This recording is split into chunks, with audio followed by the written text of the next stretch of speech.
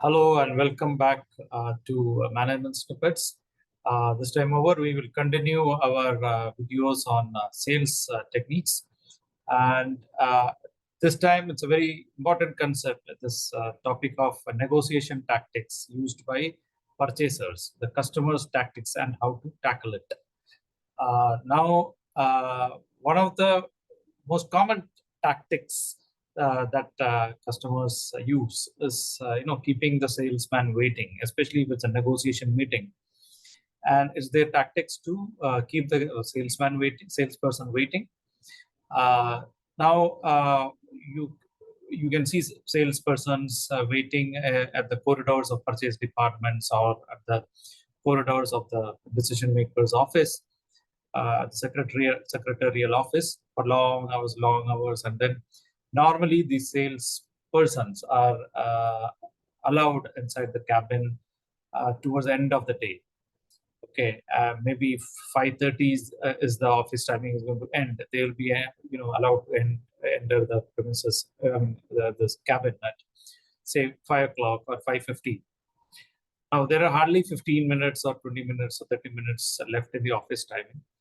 And this purchase manager, though this salesperson was available throughout the day, he will showcase a lot of haste. Like he will say, see, 5:30 is going to be 5:30, I have to go home. Why don't we finish it fast? So this is a tactic used by as pressure tactics or mind game. So that salesman, he's testing the inquisitiveness, or rather the desperation of the salesperson to sell his product and to give the impression that 15-20 minutes is what I have for you to finish it off, or else you go back. Go back means you come other day or go back. So the either option the salesperson would dread, because coming back again, maybe he must have traveled a long way to come here, and coming back is not an option. And again, no salesperson wants to lose an order. So he would like to take that order in that 15 minutes time. So what is the method? So you reduce the price, you dilute the payment terms, you expedite the delivery. These are all things purchasers would bully you, right? So you should not be falling prey to these tactics. Tell the salesman, tell the customer that, yeah, if you don't have time, we can meet another day. So I'm not I'm not that desperate to sell. If you want to meet me some other day, I am ready to come, or else it's okay.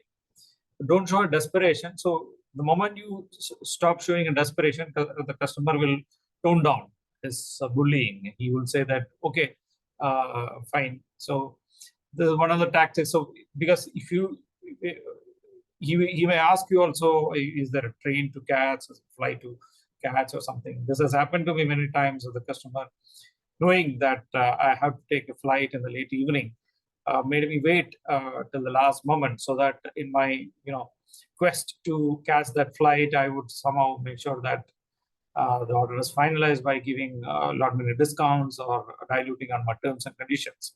But that did not happen. So I decided that I may lose the flight, I may take the next day's flight, that's okay. But for me, the purpose for which I've come here is most important. So I will put my full focus on that, and rather than, my priority is not to go back, but to take the order. So I will stay back.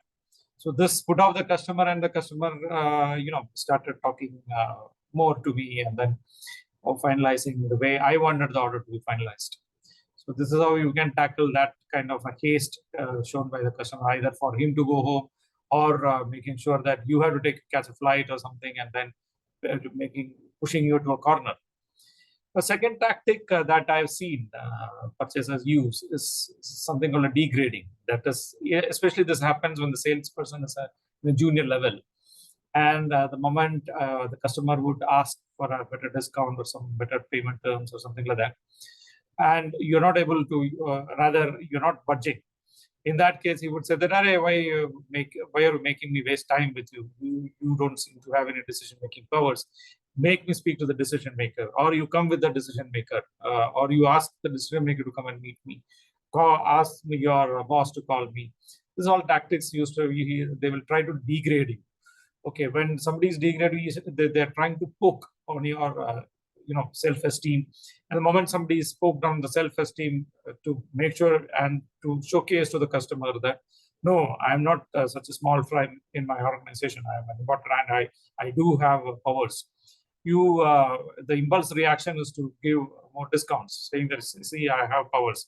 You have asked for this money. Okay, I'll give you. I don't have to talk to my boss. Neither I have to make you talk to my boss. I can give you on myself. See, I am important. This is a knee-jerk reaction of a salesperson.